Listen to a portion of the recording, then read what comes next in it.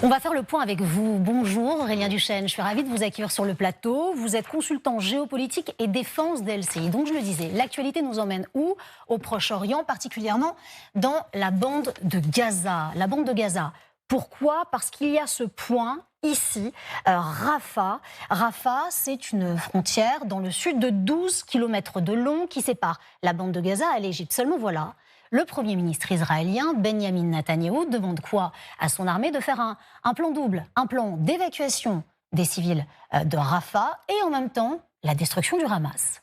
Pourquoi Rafah? Aujourd'hui, Israël contrôle la quasi-totalité des territoires au nord de cette rivière, le Wadi Gaza, et a percé du côté ici de Khan Younes, au milieu du sud de la bande de Gaza. Pourquoi cibler Rafah? D'après Netanyahou, 4 bataillons du Hamas se trouveraient à peu près dans le gouvernement de Rafah, dans le gouvernorat de Rafah, et un quart des combattants du Hamas auraient aujourd'hui été éliminés. Selon Netanyahou, pour réussir l'objectif d'éradication du Hamas, il est obligatoire d'en finir avec une offensive ici, au niveau de Rafah, mais on va le voir, c'est là que se masse aujourd'hui le plus grand nombre de réfugiés, d'où la volonté de Netanyahou d'organiser un plan d'évacuation de ces réfugiés pour limiter les dommages collatéraux, le nombre de victimes qu'occasionnerait une offensive à Rafah. D'accord Aurélien, donc après les attaques qu'on a vues massives dans le nord, des attaques qui se préparent dans le sud, seulement vous l'avez très justement dit, Rafah c'est quoi? C'est 1,3 million d'habitants aujourd'hui à Rafah. Pourquoi? Parce que c'est la moitié de la population de Gaza.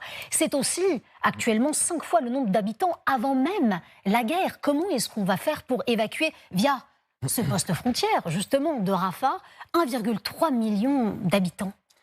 Pour mettre les choses en perspective, 1,3 million de réfugiés, c'est davantage que le nombre de réfugiés que l'Allemagne avait accueillis en 2015 pendant la grande crise migratoire. On estime aujourd'hui que cette zone de Rafah, environ 63 km², serait devenue l'endroit le plus densément peuplé de toute la planète. Plus de 22 000 personnes au kilomètre carré. Sachant qu'évidemment, 5 fois le nombre d'habitants avant la guerre, avec évidemment des destructions d'ampleur, la zone de Rafah n'est absolument pas équipée pour un tel afflux de population. C'est pas facile, ils vivent aussi dans des tentes, dans des conditions précaires, dramatiques. Qu'est-ce qui se passe sur place, quoi? Avec des températures hivernales, avec des maladies qui se propagent, et on va en parler aussi avec une aide humanitaire largement insuffisante. Et si on regarde au niveau du littoral, au niveau d'Al-Mawassi, du gouvernorat d'Al-Mawassi, on parle de centaines de milliers de réfugiés qui sont aujourd'hui quasiment sans infrastructure. Et de la question de l'évacuation par ce poste de frontière vers l'Égypte, vers le Sinaï, ce serait aujourd'hui inimaginable, tant l'Égypte, qui accueille à peu près 500 000 réfugiés déjà sur son sol, majoritairement soudanais, l'Égypte aujourd'hui se refuse à une évacuation d'ampleur qui serait dans tous les cas catastrophique. Et enfin, dans la mise en œuvre de ce plan d'évacuation, qui reste aujourd'hui largement infaisable, cela voudrait aussi dire un cauchemar en termes d'aide humanitaire qui transite essentiellement par ici, avec les camions humanitaires essentiellement pour l'eau ou encore l'aide sanitaire. Ça va être difficile d'éviter tout ce qu'on a pu voir jusqu'à présent du côté de Rafah, notamment à Khan Younes. On se souvient de ces images de destruction. Est-ce que vous pensez qu'à Rafah, ce sont ce genre d'images qui nous attendent? L'équation est compliquée, hein. La destruction du Hamas d'un côté, évacuée, comme vous l'avez très justement dit, par une frontière minime, 12 km, on le rappelle, hein, vers l'Égypte, 1,3 million d'habitants. Si l'on suit le plan qui serait celui d'Israël, l'idée de combattre quatre brigades du Hamas et d'en finir avec ce que pense être la localisation des dirigeants du Hamas, tel Yahya Sinwar, qui se trouverait aux environs de Khan Younes ici ou de Rafah, il y aurait des combats extrêmement violents. Or, lorsque l'on voit d'un côté plus de 25 000 personnes déjà tuées dans la bande de Gaza, avec des victimes civiles, des dommages collatéraux et une surconcentration de réfugiés à ce niveau-là, des combats beaucoup plus intenses du côté de Rafah seraient évidemment avec des pertes astronomiques en termes de civils. D'où l'idée avancée par Netanyahou d'organiser un grand plan d'évacuation dont, encore une fois, on se demande comment le mettre en œuvre. Bien sûr. Sachant qu'encore une fois, l'Égypte, aujourd'hui, ne serait pas disposée à accueillir un exode de centaines de milliers de civils. J'ai envie de vous remontrer cette image, l'image de Khan Younes, parce que la destruction, elle est tout à fait parlante. On voit ces habitations détruites, on ne voit que des ruines, on voit quelques habitants, on imagine bien évidemment qu'il y a aussi des habitants qui sont piégés sous les ruines, des femmes, des enfants. L'ONU qui s'inquiète. Je vais citer, si vous le permettez Aurélien, Antonio Guterres, il s'alarme, il dit qu'une telle opération à Rafah aggraverait de façon exponentielle l'actuel cauchemar humanitaire que vivent les Gazaouis. Qu'avez-vous à dire sur cela? Il ajoute aussi, je crois, des conséquences qui seraient dommageables sur la région. Pourquoi? Parce qu'à court terme, évidemment, on aura une catastrophe humanitaire dans des proportions bien pires que tout ce qui est observé ici. Sachant que, autre enjeu d'ailleurs en ce moment à Rafah, c'est aussi des maladies qui se propagent, par exemple, du fait d'une aide humanitaire insuffisante. Mais quand Antonio Guterres ou encore même des dirigeants américains alertent sur les conséquences qu'aurait une telle offensive, les conséquences, ce seraient aussi, si l'on en croit, par exemple, Mahmoud Abbas, le chef de l'autorité palestinienne, lui parle d'une seconde Nakba. La Nakba, c'était 1948, 700 000 Palestiniens chassés de leurs terres, un traumatisme pour la région. Extermination. Eh bien, ce traumatisme, s'il devait se répéter à Rafah, aurait aussi des conséquences à long terme. Conséquences à long terme qui seraient une radicalisation de l'opposition à Israël, ce qui signifierait deux choses. Ce serait d'éloigner encore, évidemment, tout processus de paix. Et une deuxième chose, c'est que ça radicaliserait les terroristes, les extrémistes de demain. On voit, avec l'objectif d'un plan qui se prépare à Rafah, que éradiquer le Hamas à court terme, c'est une chose au plan militaire, mais il y a le risque de préparer le terrorisme et la radicalisation de demain s'il se déroule une catastrophe humanitaire de masse à Rafah. Comme on a pu la voir un peu plus au nord, à Gaza. Merci beaucoup Aurélien Duchesne. On va se poser cette question sur la diplomatie. Est-ce qu'elle peut encore jouer un rôle important, cette diplomatie? Est-ce qu'elle peut encore sauver la mise, à la fois pour la Palestine et aussi pour Israël, au vu du monde? On en parle sur ce plateau. Suivez-moi, c'est parti.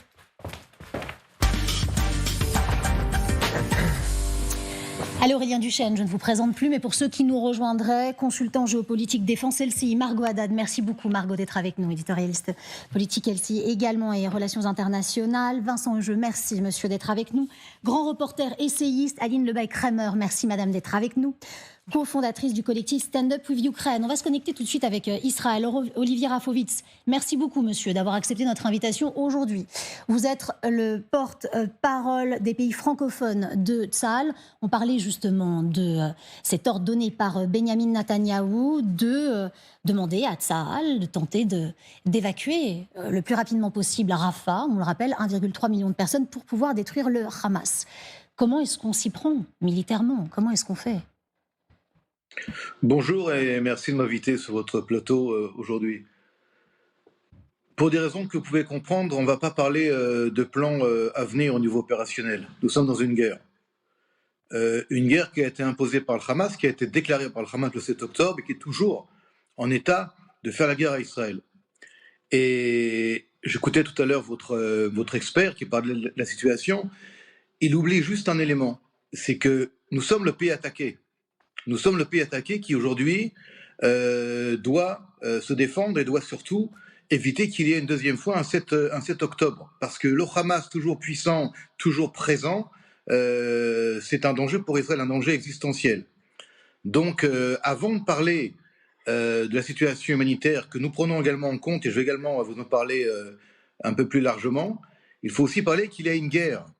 Ce n'est pas aujourd'hui une action unilatérale contre les Gazaouis. Nous sommes en guerre contre le Hamas, pas contre les Gazaouis et pas contre la bande de Gaza.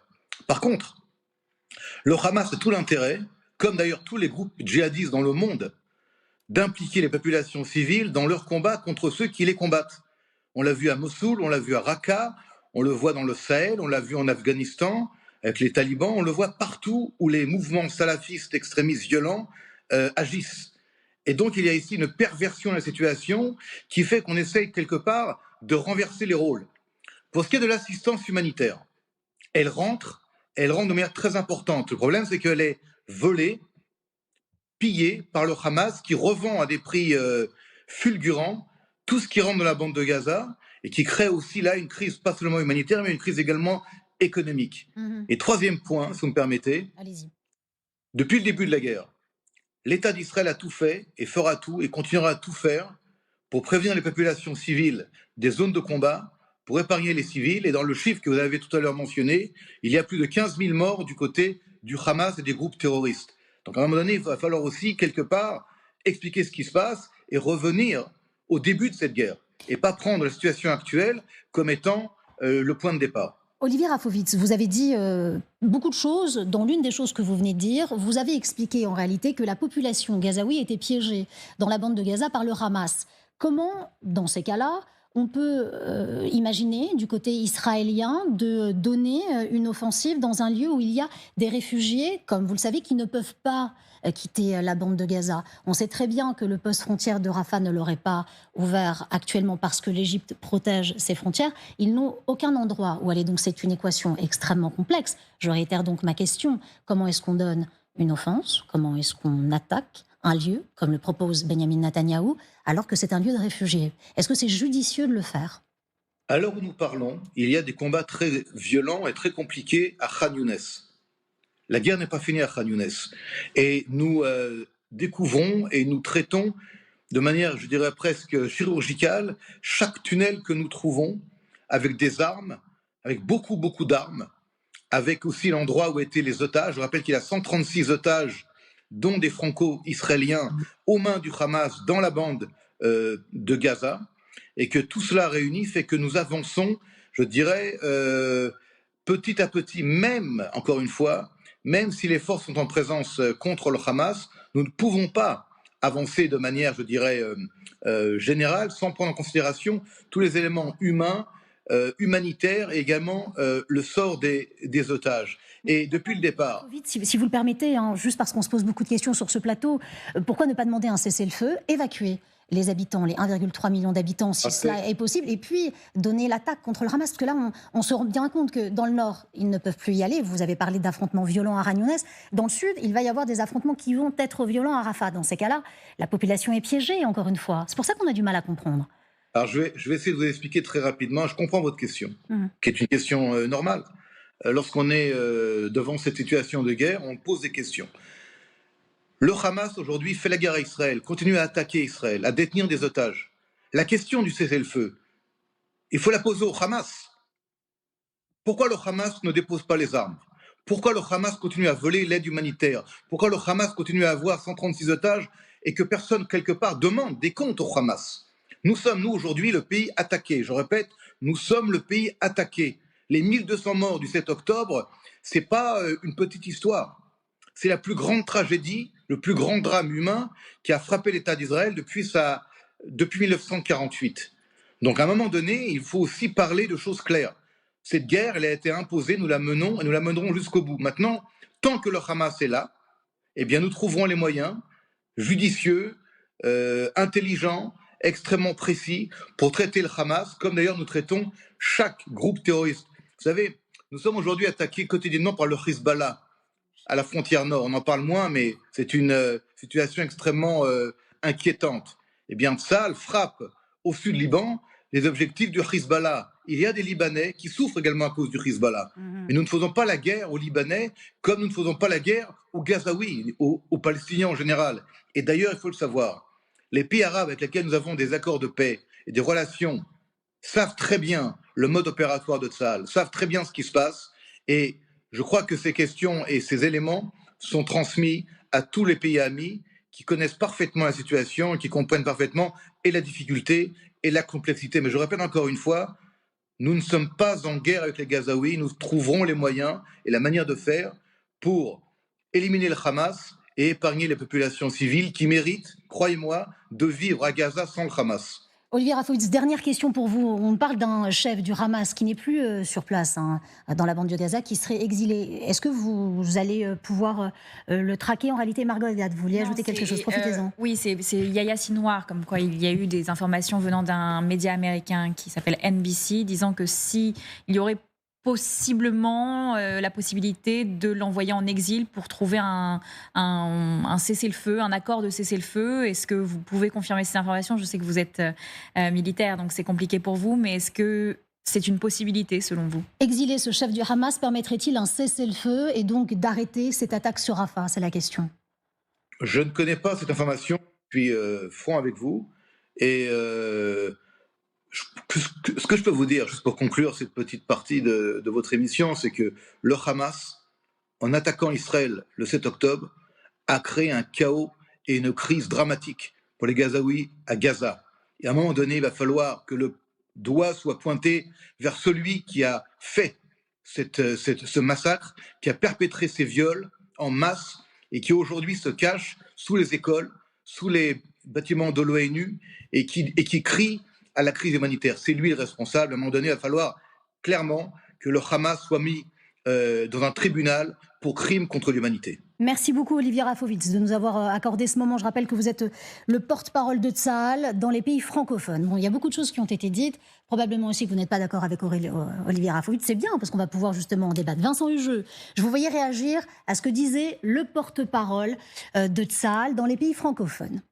Un porte-parole qui a livré avec son aplomb coutumier les éléments de langage officiels de l'armée israélienne, sans apporter la moindre réponse à une question, je dirais, de physique élémentaire.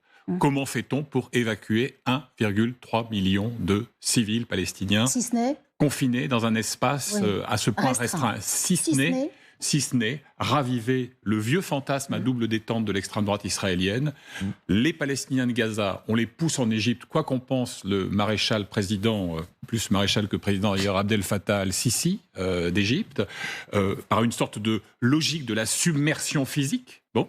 Et puis, s'agissant des Palestiniens de Cisjordanie, là encore, la vieille chimère de la patrie de substitution, en l'occurrence le royaume de Jordanie. Vous connaissez la thèse classique de la droite israélienne, il n'y a pas lieu de créer un État palestinien, il existe, c'est la Jordanie, au prétexte que 60% de la population, donc des sujets du royaume hachémite, sont palestiniens. On bute, la logique même bute sur cette évidence. Et très franchement, s'il y avait un trophée de l'ineptie géostratégique annuelle, je pense que Benyamin Netanyahou pourrait le briguer hautement. C'est-à-dire, comment fait-on pour à la fois éradiquer le Hamas, c'est ce qu'il prétend vouloir faire, et traiter humainement des gens qui sont soumis depuis des semaines, des mois maintenant, à un arbitraire insupportable. Margot Haddad. Alors, l'argument de réoccuper Gaza, ça vient de l'extrême droite israélienne. Et dans le cabinet de guerre, ils ne font pas partie de ce cabinet de guerre. Si j'en crois mes discussions de ces derniers jours, le plan serait de faire sortir les personnes des camps de réfugiés de Rafah et de les ramener dans la bande nord, où là, l'opération est terminé à Gaza. Olivier Rafovitz nous a dit le contraire. Voilà. Alors, Olivier Rafovitz a son discours officiel et il y a le discours officieux par des sources israéliennes qui vous disent que justement, comme les opérations sont terminées dans le nord de la bande de Gaza, ce serait de justement un temps relocaliser les populations dans les camps de réfugiés, aussi difficile soit-il, pour les ramener donc dans la bande nord qui serait une zone safe dans le sens où il n'y aurait plus de frappe dans la bande nord. C'est ce que disent les Israéliens pour le moment. Margot Haddad, permettez-moi d'intervenir. C'est ubuesque comme situation. On fait descendre des gens dans le sud, on va faire remonter. On a connu toute la difficulté. C'est comment est-ce qu'on peut imaginer encore une telle opération? Je pense que vous êtes d'accord autour de ce plateau. C'est la guerre. C'est la guerre. C'est-à-dire que dans la guerre, il y a souvent des déplacements de population.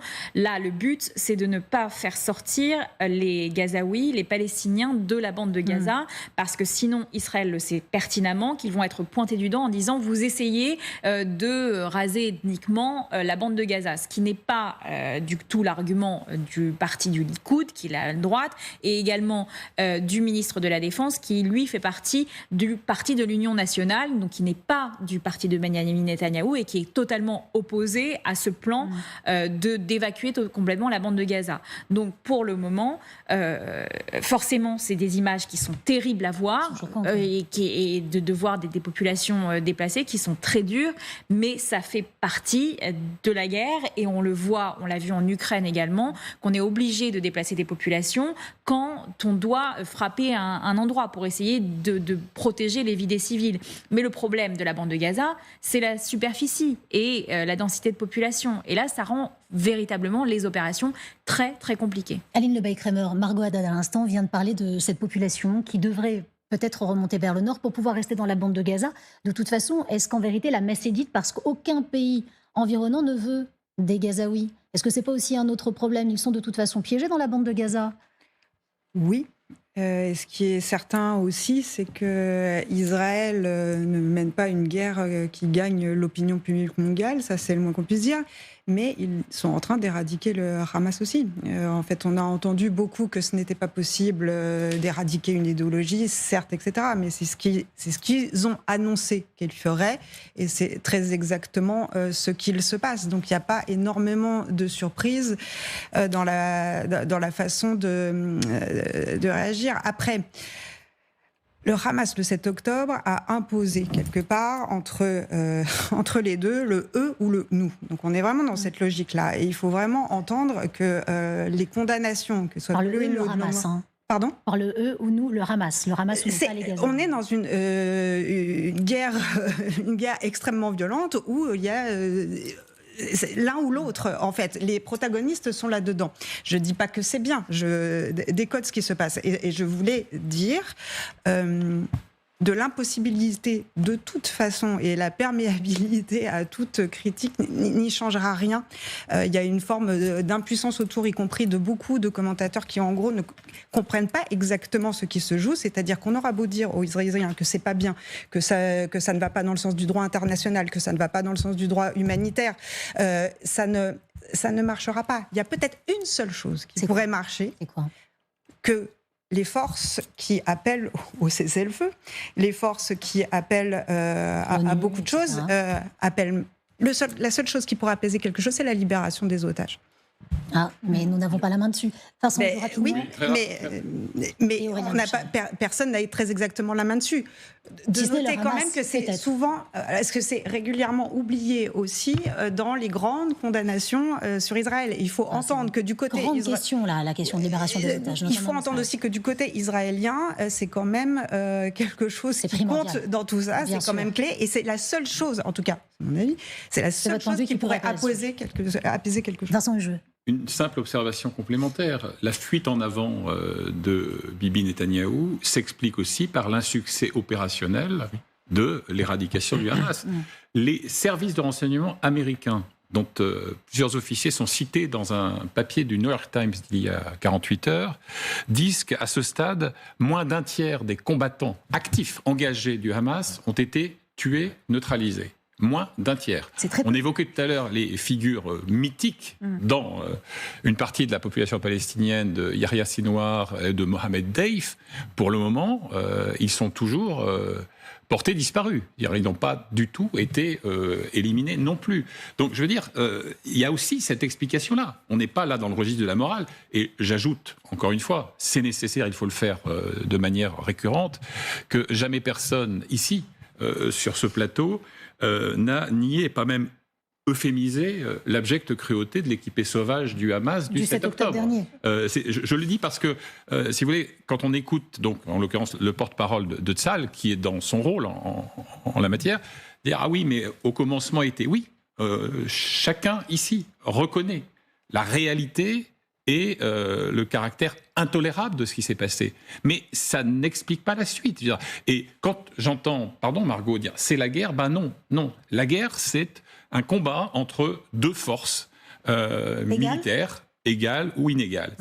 Mais là, jouer avec les civils palestiniens de Gaza comme d'une variable d'ajustement, en leur disant d'abord, vous êtes sommés d'aller au sud, où vous trouverez une quiétude de Suisse romande, et puis ensuite leur dire, attends, vous êtes au sud parce que vous avez suivi nos injonctions, maintenant il faut que vous remontiez au nord parce qu'on va taper là. Je suis désolé, ça, c'est pas la loi de la guerre, ça. Vincent Hugeux, très clairement, Olivier Rafovitz vous répondrait, je me fais l'avocat du diable parce que c'est toujours intéressant d'avoir ces conversations, Olivier Rafovitz vous répondrait, oui, mais ça, c'est aussi le jeu du Hamas, qui utilise les Gazaouis comme bouclier humain.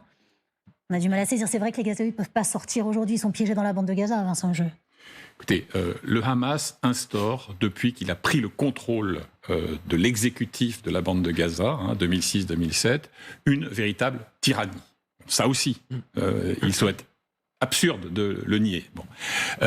Les Gazaouis, d'après une enquête menée par une universitaire américano-palestinienne, étaient extrêmement critiques vis-à-vis d'une administration inopérante, arbitraire, corrompue, clientéliste, etc., etc. Bien. Et d'ailleurs, il semblerait que le Hamas soit aujourd'hui plus populaire en Cisjordanie occupée que dans la bande de Gaza. Donc tout ça est vrai, encore une fois, et jamais personne n'a cherché à nier ça. Mais comment peut-on dire que une famille palestinienne qui a pour seul délit le fait d'être née au mauvais moment, au mauvais endroit, pourrait-elle être considérée comme comptable des turpitudes du Hamas? Non. Aurélien Duchesne. Une chose sur l'éradication du Hamas et même sur l'impact qu'aurait une offensive du côté de Rafah. Sur l'éradication, étymologiquement, ça veut dire vraiment arracher à la racine. Au contraire, là, dans ce qui se joue, je citais Mahmoud Abbas, il parle d'un risque de nouvelle Nakba, il emploie des termes qui sont traumatiques pour le monde arabe. C'est qu'il y a certes un objectif tout à fait légitime de la part d'Israël. C'est vrai qu'on a éludé pourquoi tout se passe ainsi. C'est la volonté d'éradiquer non seulement un régime qui applique la charia, qui jette les homosexuels du haut des toits depuis une quinzaine d'années à Gaza et qui a fait le pire massacre de juifs depuis 1945. Personne ne le nie. Israël est dans son droit et dans son devoir d'éradiquer le Hamas. Mais avec un quart à un tiers maximum des combattants qui auraient été éliminés et le risque bien supérieur de radicaliser toute la jeunesse palestinienne, aujourd'hui, le Hamas est plus populaire, sans doute auprès des jeunes palestiniens qui ne l'étaient avant la guerre. Ouais. Et c'est ça le problème, c'est de radicaliser les jeunes. Justement, le Hamas plus populaire que jamais, est-ce que c'est aussi Israël qui se tire une balle dans le pied de faire ce genre de déclaration et puis d'imaginer, comme vous l'avez dit Vincent Eugeux, une population qui va être déplacée encore et encore. En tout cas, voilà ce qu'en pense le Hamas. On vous propose de les écouter. Ils en ressortent plus forts que jamais et veulent riposter. Regardez. Son insistance à poursuivre l'agression confirme pleinement que son objectif à Gaza est le génocide du peuple palestinien. Nous mettrons tout en œuvre pour protéger notre peuple, que ce soit par la résistance sur le terrain ou par des efforts politiques pour mettre fin à l'agression. Vous êtes animé sur ce plateau pendant qu'on écoutait justement ce qui se passait. Aline Lebaï-Kramer, vous vouliez réagir à la vidéo qu'on voyait justement de riposte du Hamas. Dites-nous. Sur la question de la popularité supposée du Hamas dans la bande de Gaza, attention aussi, il y a peut-être des sondages qui sont faits en ce moment. Ça me fait penser, mais aux sondages ou aux référendums qu'on peut organiser dans des territoires un peu difficiles d'accès, où la liberté de parole sous régime autocratique est un peu compliquée. Donc attention aussi à ces chiffres-là. Voilà, c'est tout ce que je voulais dire. Margot Haddad. Très honnêtement, je trouve ça pire qu'une guerre conventionnelle, comme le disait Vincent. C'est-à-dire que là, il n'y a aucune possibilité de négociation normale avec un autre pays. Là, vous avez une population qui est prise en otage par un régime qui a pris le pouvoir il y a déjà plusieurs années. Et puis, vous avez un autre pays qui a une frontière avec Gaza et qui ne peut pas vivre non plus avec cette menace terroriste grandissante dans la bande de Gaza. Donc, vous avez... c'est un piège, en fait. C'est un véritable piège dans lequel est Israël. C'est-à-dire qu'il n'y a pas de solution. Il n'y a pas de bonne solution. Il n'y a ni une possibilité d'avoir un pays qui peut vivre en paix, puisque... Attendez, Jeanne, je finis ma phrase. Oui, bien sûr. Vous avez tout de même... le deal du Hamas, c'est de demander la liberté de prisonniers. Et certains, et dans le dernier deal, c'est des prisonniers qui ont du sang sur les mains. Et ils demandent justement que des personnes qui seraient détenues dans les prisons israéliennes ressortent et reviennent dans la bande de Gaza. En quoi Israël peut dire oui à ça? C'est impossible. C'est impossible. Ça veut dire qu'il y aurait potentiellement un deuxième 7 octobre à un moment donné. Donc c'est un piège. Il n'y a pas de bonne réponse à ce qui se passe à l'heure actuelle. Il n'y en a aucune.